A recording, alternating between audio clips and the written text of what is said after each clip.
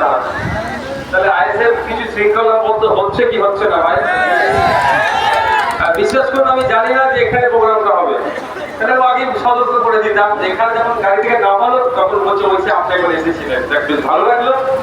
এইরকম ভাবে দেখো প্রোগ্রাম করতে হবে, আলোচনা সভা করতে হবে, প্রতিবাদ সভা করতে হবে, সাথে সাথে মানুষের না কোনো অসুবিধা হয় সেটাও আমাদের দেখতে হবে। ওই ম্যাগটা দাও তো।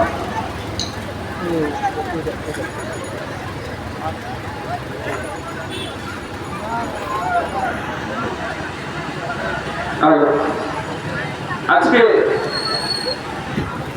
শুধু আমরা নয়, সারা দেশ একটা ভয়ঙ্কর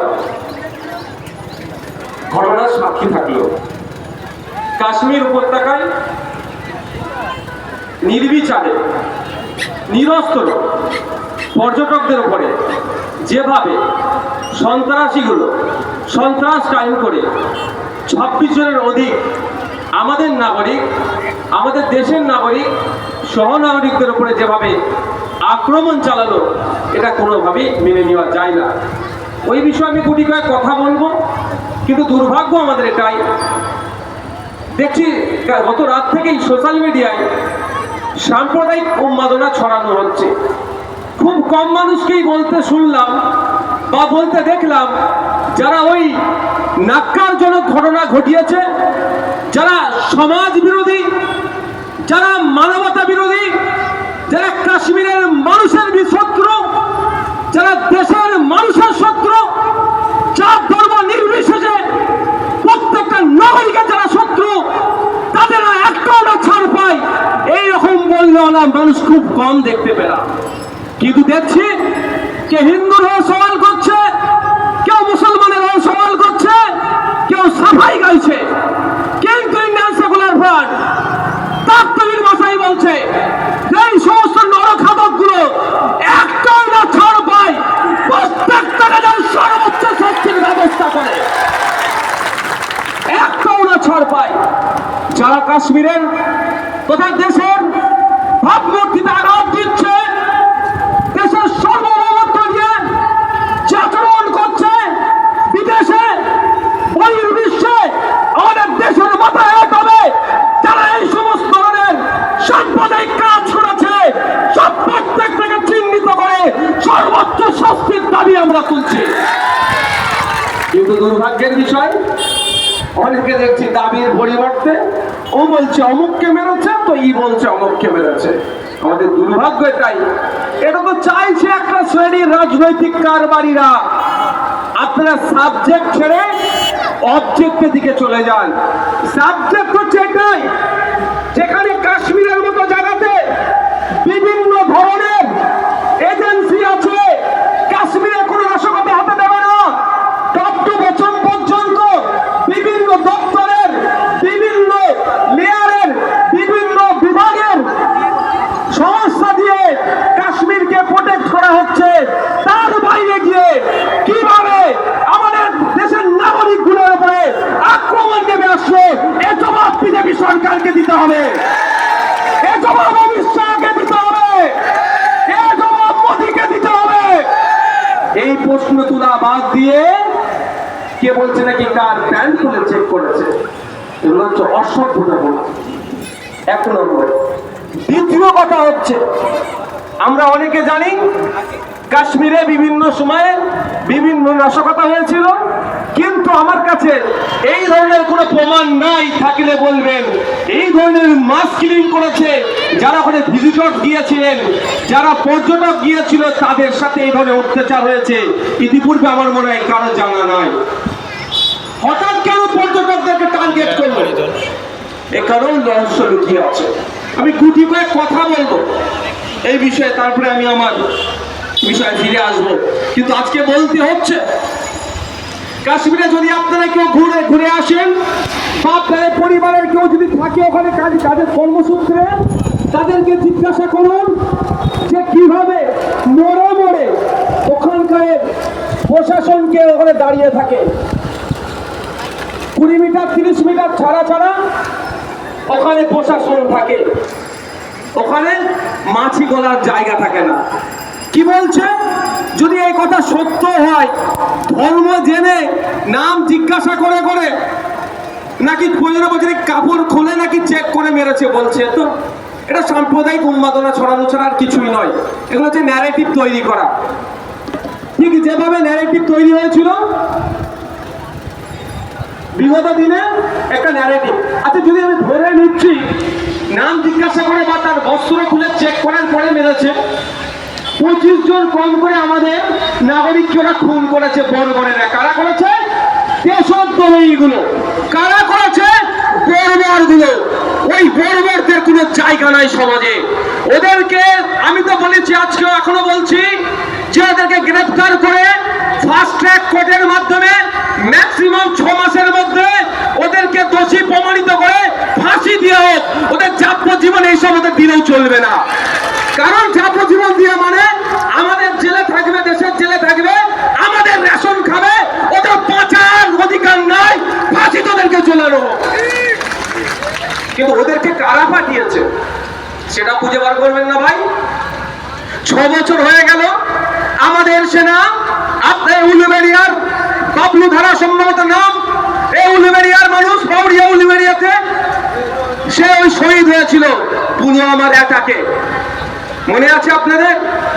300 কিলো নাকি RDX নিয়ে এসে আমাদের সেনাদের উপরে আক্রমণ করে 40-এর অধিক সেনা শহীদ হয়েছিল। এই প্রায় 6 বছর হয়ে গেল। কোন সংস্থা করলো? কজনকে গ্রেফতার করলো? কজনের বিচার হলো? কেউ আপনারা জানেন? বলুন। তাহলে এখনো কোনো বিচার হয়নি কেন? করতে গেলেই তো হয়তো বড় কোনো কর্তা হয়তো জড়িয়ে আছে, রাজনৈতিক ফায়দা ছিল, হয়তো করিয়ে দিয়েছে। এটা হয়তো তদন্ত করলে উঠে আসবে। আমরা চাই এটা তদন্ত হওয়া দরকার। যদি তার নাম জিজ্ঞাসা করে তার বস্ত্র খুলে চেক করতে গেলে একটা মানুষকে কম করে 2 মিনিট টাইম লাগবে। 25 জনকে শহীদ করেছে, খুন করেছে, হত্যা করেছে, কত মিনিট টাইম লাগবে ভাই? 50 মিনিট। যেখানে 20 মিটার ছাড়া ছাড়া ফোর্স আছে আমাদের, তার এই 20 মিটার আসতে কত টাইম লাগবে ভাই? যেখানে বলছে প্রায় 50 রাউন্ড গুলি চালিয়েছে, তাহলে আমাদের ফোর্স আসলো না কেন? প্রশ্ন থেকে যাচ্ছে। অনেক প্রশ্ন আছে। আমাদের ইন্টেলিজেন্স কি করছিল? গোয়েন্দা বিভাগ কি করছিল? আর যে সমস্ত সংস্থাগুলো ওখানে নিরাপত্তা প্রদানের দায়িত্ব ছিল, তারা তাহলে কি করছিল? এই প্রশ্ন থাকবে না ভাই? এই প্রশ্ন আপনাদেরকে করতে হবে। এর জবাব বিজেপি সরকারকে দিতে হবে, এর জবাব নরেন্দ্র মোদীকে দিতে হবে, এর জবাব অমিত শাহকে দিতে হবে, এর জবাব জনগণ চাইছে, ভারত চাইছে, দেশের প্রধানমন্ত্রীকে দিতে হবে। এড়িয়ে গেলে চলবে না। যাতে জবাব না চেয়ে ওই ধর্মের খেলায় নিয়োজিত হয়ে যায়, সেই জন্য সকাল রাত্রি থেকে একটা ন্যারেটিভ চালু করে দিয়েছে, ওই ধর্ম দেখে বেরোচ্ছে। কিন্তু সাহসটা পেল কোথায়? আমি আজকে 2টো প্রেস স্টেটমেন্ট দেখলাম, অনেকের দিয়েছে। একটা হচ্ছে RSS এর, আর একটা হচ্ছে নরেন্দ্র দামোদর দাস মোদীর। সেখানে তারা একবারের জন্য উল্লেখ করলেন না যে পাকিস্তান থেকে সন্ত্রাসবাদীরা এসে মেরেছে আর হিন্দু ভাইদেরকে খুন করেছে, এই শব্দ বললেন না। বললে কেন ফেসে যাবে? তুমি বলছো হিন্দুদের রক্ষাকর্তা, তুমি নিজেকে ঈশ্বর দাবি করছো কলমে, তুমি বলছো তুমি হিন্দুকে তুমি বাঁচাবে, আর তোমার আমলে তোমার ফোর্স, তোমার আন্ডারে থাকা ফোর্স থাকার পরে কেন আমার হিন্দু ভাইরা খুন হতে হলো? এ প্রশ্ন তুলবে তো। ওই জন্য হিন্দু লেখা শব্দটাই ছেড়ে দিয়েছে, দোজ হু বলে ছেড়ে দিয়েছে। মানে বুঝতে পারছেন খেলাটা কোথায় গভীরে আছে, সেটাকে আমাদেরকে খুঁজে বার করতে হবে। তাই আজকে এখানে দাঁড়িয়ে বলি, কাশ্মীরের জনগণ রাস্তায় নেমেছে, এই বর্বরচিত হত্যার বিরুদ্ধে তারা কথা বলছে। সারা ভারতবর্ষের মানুষও এটা নিয়ে আওয়াজ তুলছে। কিন্তু দুর্ভাগ্যের বিষয়, কিছু সংখ্যক মানুষ যারা ধর্মীয় রাজনীতি করে ক্ষমতায় টিকে থাকতে চায়, ধর্মের উন্মাদনা ছড়িয়ে মানুষের লাশের উপরে যারা রাজনীতি করতে চায়, এখানেও তারা ধর্ম দেখছে। আমরা এই স্টেজ থেকে ইন্ডিয়ান সেকুলার ফ্রন্ট স্পষ্ট বার্তা দিতে চাইছে ভারত সরকারকে, সেন্ট্রালের এখানে আইবি নিশ্চিতভাবে আছে। সেন্ট্রাল আইবির মাধ্যমে দেশের স্বরাষ্ট্রমন্ত্রী দেশের প্রধানমন্ত্রীর কাছে বার্তা দিতে চাইছে, অবিলম্বে যারা এই ধর্মের সাথে যুক্ত প্রত্যেককে চিহ্নিত করে 6 মাসের মধ্যে ফাস্ট ট্র্যাক কোর্টের মাধ্যমে বিচার করে তাদেরকে ফাঁসিতে ঝুলিয়ে দেওয়া হোক। আপনারা অনেকে দেখেছেন কি জানি না, টাইমস অফ ইন্ডিয়ার আর আজকের একটা নিউজ দেখবেন, অনলাইন ডিজিটাল প্ল্যাটফর্মে গিয়ে দেখবেন অ্যারেস্ট হয়েছে 3 জন, তার মধ্যে একজন ডিএসপি ডিটেন করেছে, এতক্ষণ অ্যারেস্ট হতে করে নিয়েছে। একজন ডিএসপি ছিলেন এই নাকি ষড়যন্ত্রের সাথে যুক্ত। মানে বুঝতে পেরেছেন, মানে সরষে দিয়ে ভূত ভাগাবে, সরষের ভেতরে ভূত ঢুকে বসে আছে, কিভাবে ভাগাবেন ভাই? সাপ হয়ে কামড়াচ্ছে আর ওজা হয়ে ঝাড়ছে এরা। আমাদেরকে সজাগ সতর্ক থাকতে হবে, কোন রকম প্ররোচনায় পা দেওয়া যাবে না। আমাদের আওয়াজ তুলতে হবে। আমাদেরই ভূমিপুত্র বাবলু ধারাকে যারা খুন করেছে, 6 বছর হয়ে গেল, কোন আমাদের যারা অ্যাটাক করলো তারা শাস্তি পেল না কেন? সে আওয়াজ যেমন তুলতে হবে। গতকালকে যেভাবে নিরীহ নাগরিকের উপরে বর্বরোচিত সন্ত্রাসী আক্রমণ হয়েছে, এর জবাবও কিন্তু ভারত সরকারের কাছ থেকে নিতে হবে, ভারত সরকারকে জবাব দিতে হবে। আমরা এই মর্মে এই সন্ত্রাসবাদী হামলার বিরোধিতা করে প্রতিবাদ জানিয়ে আগামীকাল শিয়ালদা স্টেশন থেকে 2টো পরে আমরা এক মিছিল বার করছি বাক্সারকার 7 পয়েন্ট পর্যন্ত। সেখানে এই সন্ত্রাসী আক্রমণের বিরোধিতা করে প্রতিবাদ জানিয়ে যেমন প্রতিবাদ সমাবেশ প্রতিবাদ র্যালি করছি, আমরা প্রোটেস্ট র্যালি করছি, একইভাবে অপদার্থ বিজেপি সরকারের ব্যর্থতার বিরোধিতাও আমরা সেই মিছিল থেকে করব। এখন আপনাদের কাছে আমি একটা অনুরোধ করব, আমাদের কাশ্মীরে যে বর্বরোচিত ঘটনা ঘটেছে, একাধিক মানুষ মারা গিয়েছেন, এখন আসছে অনেক ঘটনা আসছে। ওখানে যিনি একজন ঘোড়ায় চড়িয়ে ঘোরানোর জন্য দায়িত্ব নিতেন, তার পেশা ওটা, সে যখন দেখলো এই ধরনের বর্বরোচিত আক্রমণ হচ্ছে, ভিজিটরদের উপর আক্রমণ নেমে আসছে, তিনি জঙ্গিদের বন্দুক কেড়ে নেওয়ার চেষ্টা করেছিল। দুর্ভাগ্য তার, তিনি কাঁদতে পারেননি, তাকেও বর্বর জঙ্গিরা গুলি করে ঝাঁঝরা করে দিয়েছিল। যারা হিন্দু মুসলমানের খেলা খেলার চেষ্টা করছে তাদের চোখে আগুন দেখিয়ে দিল। ওই ঘোড়াই যিনি দায়িত্বে ছিলেন, ওই সৈয়দ কিন্তু পালিয়ে যাওয়ার ছেলে নয়, সে তার সহনাগরিককে বাঁচানোর জন্য নিজের জীবনটাও দিয়েছে। আর আজকে এখানে পাড়াতে সাম্প্রদায়িক বিষ ঢালার চেষ্টা করছে। তাই আসুন আমরা আমাদের এই সহনাগরিক যারা আমাদের ছেলে বিদায় নিয়েছে এই জঙ্গিদের আক্রমণে, তাদের প্রতি শ্রদ্ধা জানাবো। শ্রদ্ধা জানিয়ে 1 মিনিট আমরা নীরবতা পালন করব।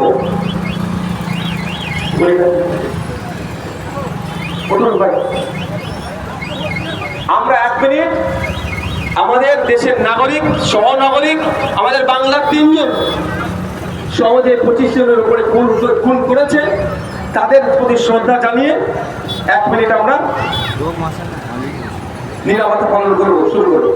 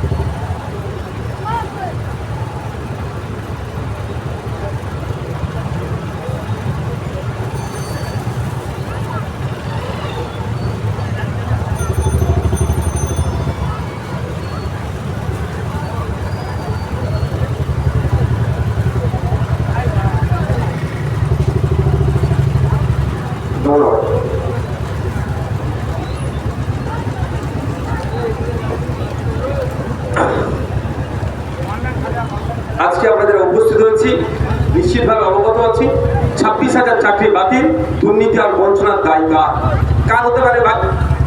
নওশাদ সিদ্দিকীর, আইএসএফ এর যে দায়িত্বে আছে, যে কন্ডাক্ট করছে, যে এক্সাম দিচ্ছে, যারা লিস্ট পাবলিশ করেছে, যেটা অ্যাপয়েন্টমেন্ট লেটার পাঠিয়েছে কার, সেটা কারা? শাসক তৃণমূল কংগ্রেস।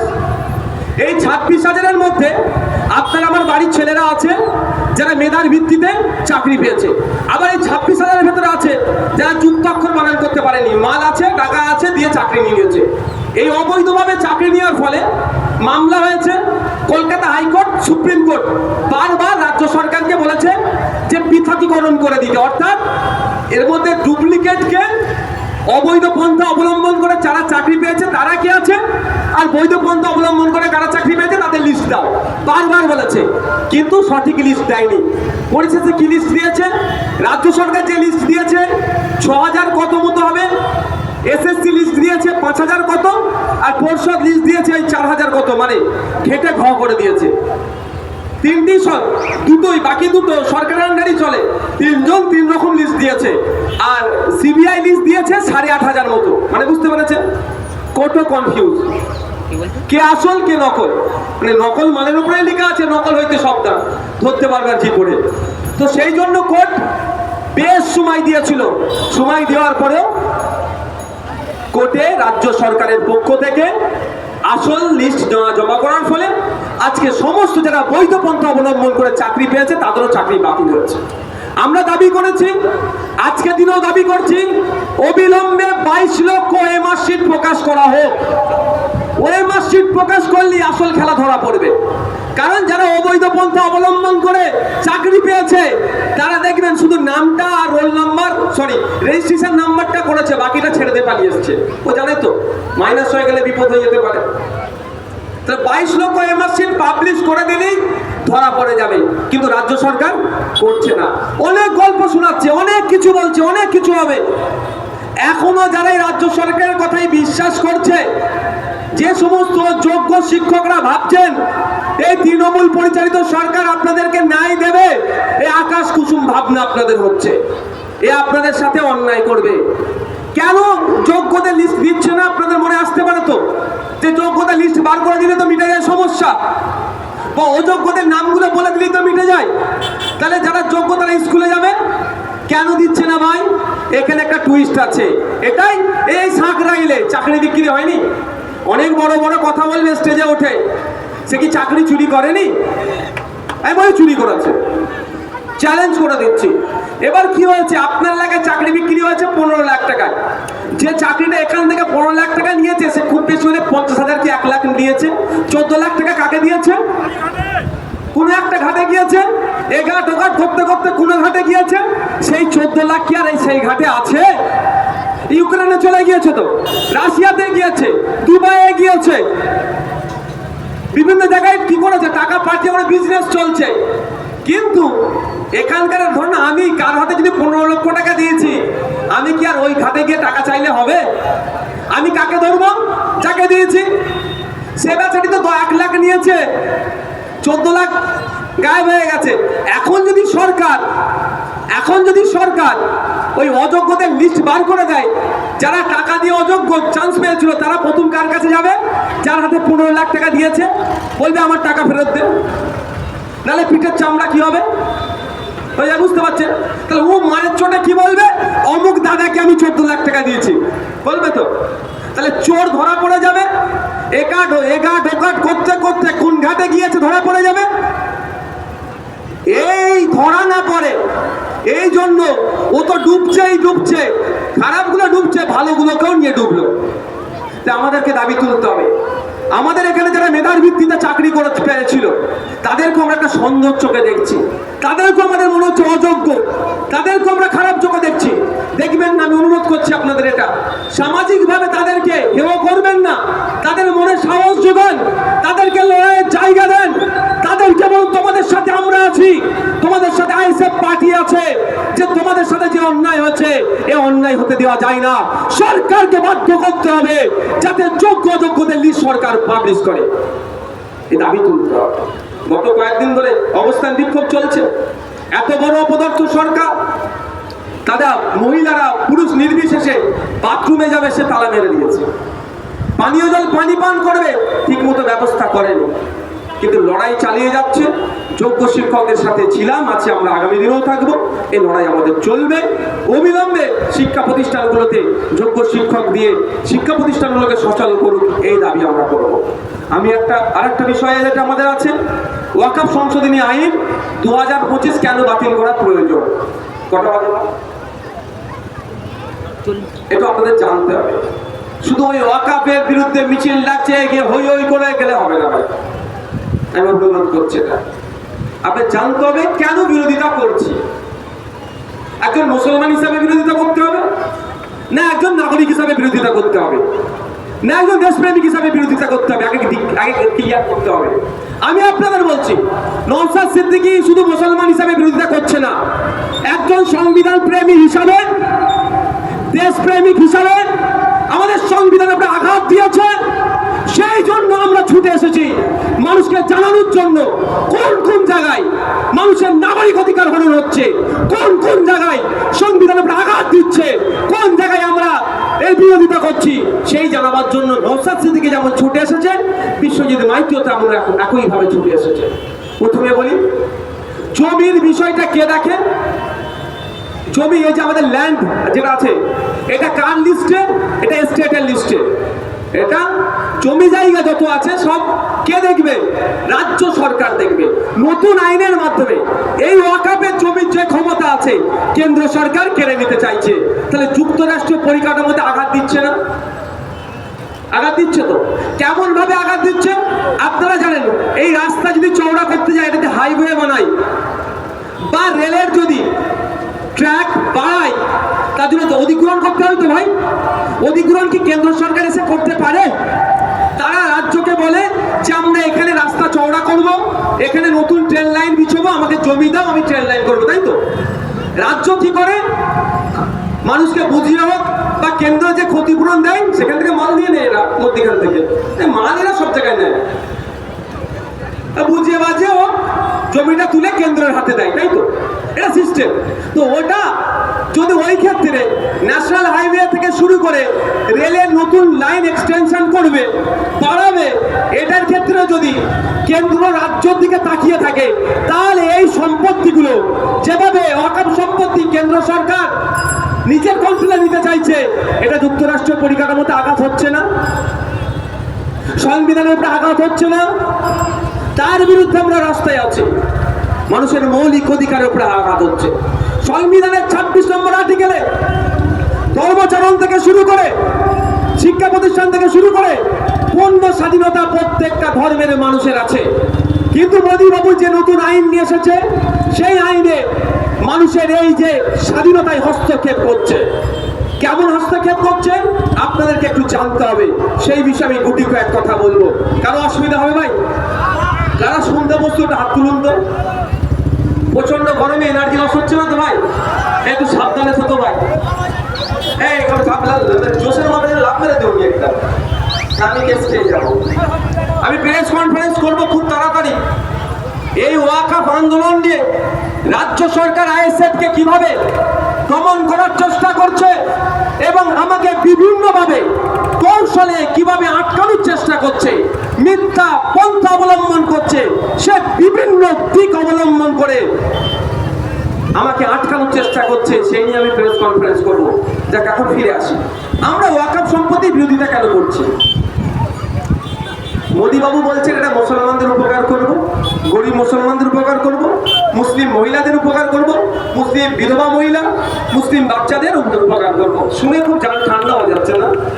মোদী বাবু উপকার করবে মনে হয়? এই মুসলমানদের কথা ছাড়ো, বিজেপি মানুষের উপকার করবে বিশ্বাস হয়? বিজেপি পুঁজিপতিদের উপকার করবে। কাদের উপকার করবে? ও মানুষ, হিন্দু তো দূরের কথা, মুসলমানের কথা বাদই দিলাম, ওই হিন্দুদের উপকার করবে না। আপনি যে পেট্রোল ডিজেল কিনছেন, কিন্তু যে বলছে পেট্রোল পাম্পে আমি শুভেন্দু অধিকারীর ভক্ত, আমাকে কম দামে পেট্রোল ডিজেল দেওয়া হচ্ছে নাকি? সবাইকে সাইজ করে ফেলছে মোদী বাবু। গ্যাসের দাম 50 টাকা বাড়লো, যে বলছে নাকি গ্যাসের গ্যাসটা এতে যেখানে গ্যাস নিয়ে আসি আমরা গোডাউনে গিয়ে বলছে যখন মালটা নিচ্ছি যে ভাই আমি মোদির ভক্ত বড়, আমাকে 50 টাকা কম দাও বলছে, হচ্ছে নাকি? এরা মানুষের ভালো কাটবে, এরা কার ভালো চাইবে? পুঁজিপতিদের ভালো চাইবে। দেখ, এরা নতুন যে আইনটা নিয়ে এসেছে বলছে মুসলমানদের ভালো করছি। কেমন কেমন করে ভালো করছে আপনি একটু শুনে নিলেই বুঝতে পারবেন কেন এর বিরোধিতা করছে। লিমিটেশন অ্যাক্ট আছে, যেটা একটা অর্ডিনারি অ্যাক্ট। 12 বছর কোনো জায়গায়, এই আপনার জায়গায় ওই অমুক ভাই বসবাস করছে, কন্টিনিউ 12 বছর বসবাস করলে ওই জায়গার সত্তার মালিক হয়ে গেল, পেপারেরও মালিক হলেও ওই জায়গার কিন্তু অর্ডিনারি অ্যাক্টে মালিক হয়ে গেল। এটা